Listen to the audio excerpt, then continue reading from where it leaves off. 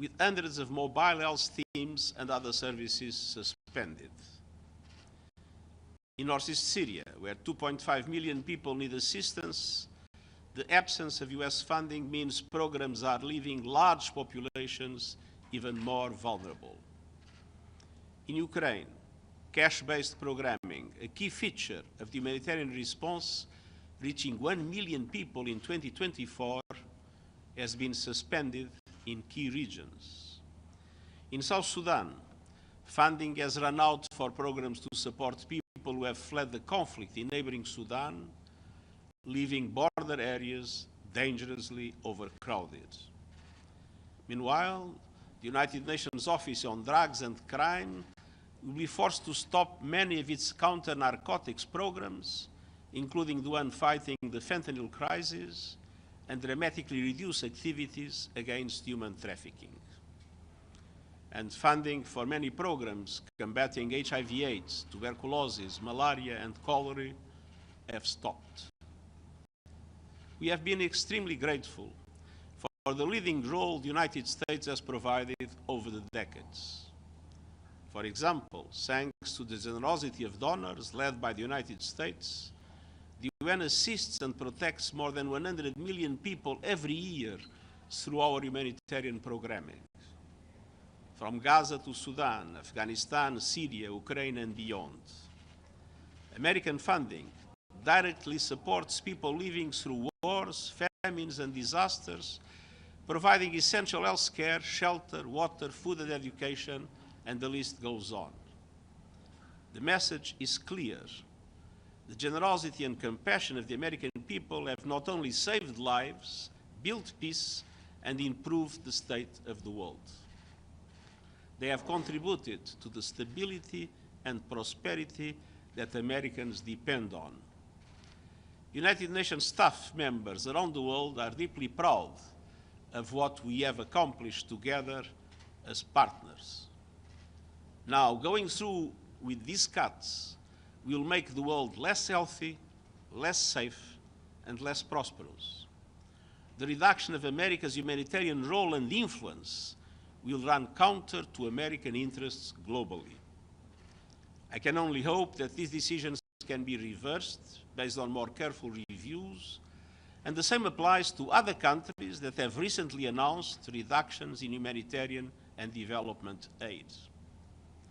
In the meantime, every United Nations agency stands ready to provide the necessary information and justification for its projects, and we look forward to working with the United States in this regard. All humanitarian coordinators in the field are urgently updating strategies on how to protect as much life-saving work as possible, and the Interagency Standing Committee, which brings together UN humanitarian agencies and our partners, has agreed on an ambitious plan for efficiency and prioritization. Our absolute priority remains clear.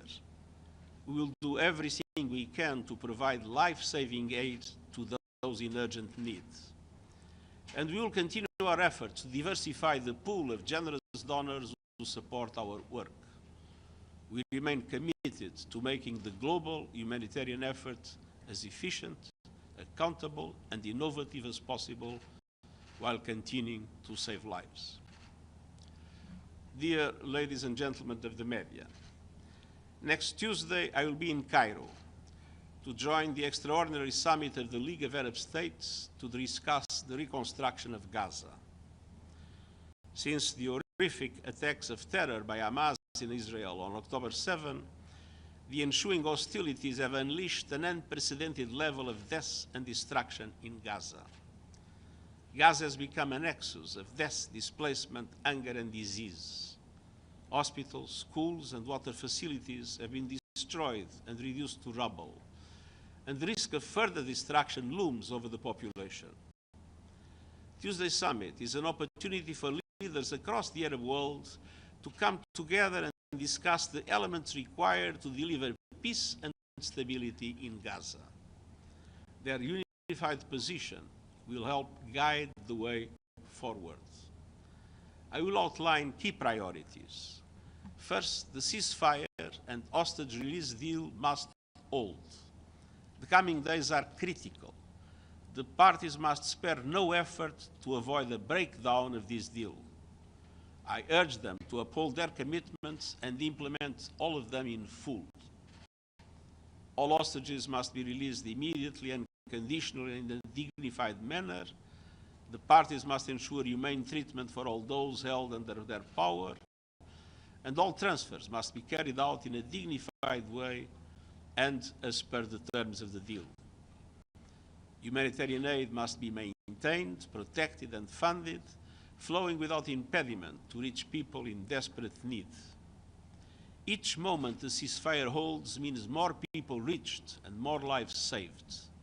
Time and again, we have shown what we can deliver.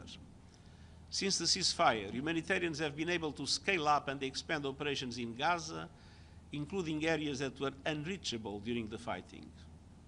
Together with our partners, we have reached hundreds of thousands of people, providing food to nearly everyone in Gaza, delivering shelter kits, clothing, and other essential items to tens of thousands of displaced people, and doubling the amount of clean water available to the people in Gaza.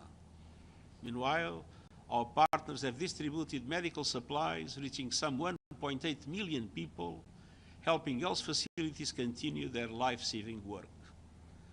The message is clear. With the right conditions and access, we can do far more. The ceasefire must hold. We must keep the humanitarian lifeline open.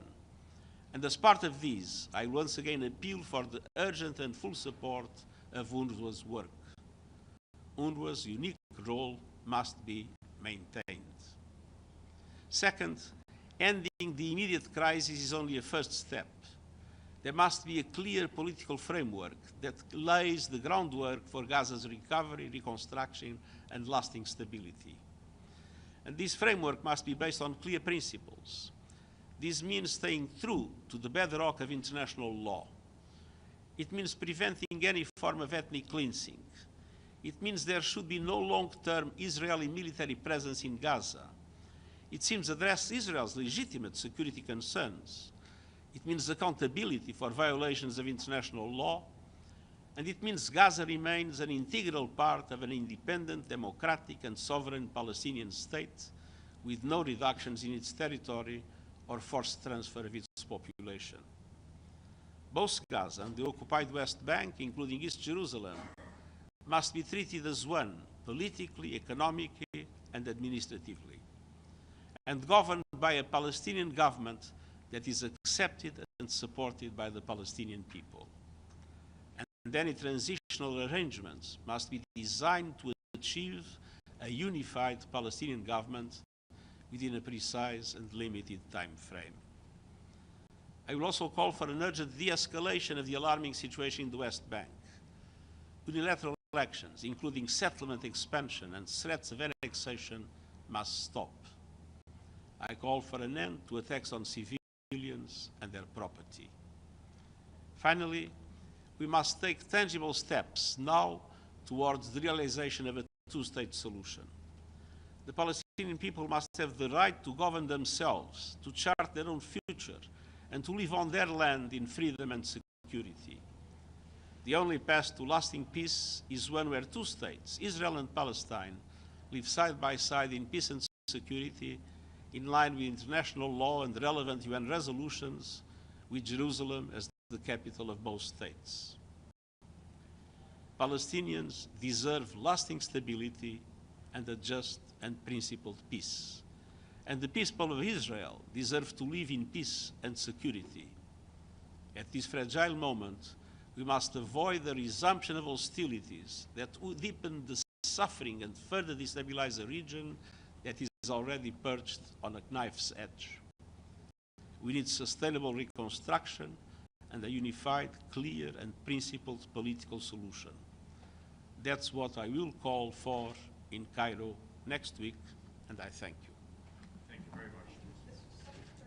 How long your suspension from the United States?